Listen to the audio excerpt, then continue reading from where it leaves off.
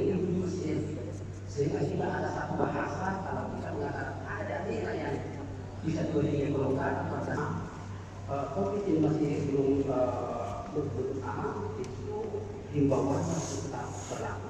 Nah, kecuali kalau dari tim gugus ini mengatakan ini masjid ini karena untuk jamaah dan rumah.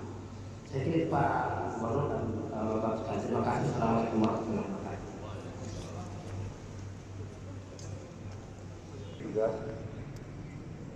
Bapak Wakapolda selaku Wakil Ketua tugas, Pak Wali Kota dan segenap pejabat, terutama dari pejabat utama Polda dan Kodam, Ketua MUI, Pak Kekanwil.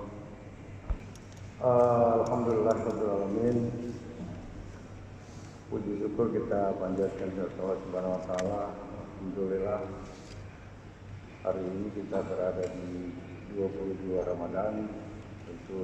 Tentu kita semua dalam keadaan sehat walafiat. Salawat dan taslim kita silahkan pada junjungan Abdullah Muhammad sallallahu alaihi wasallam dan seluruh keluarga dan sahabat. Saya kira gugus tugas sudah bekerja secara maksimal baik provinsi maupun kabupaten kota.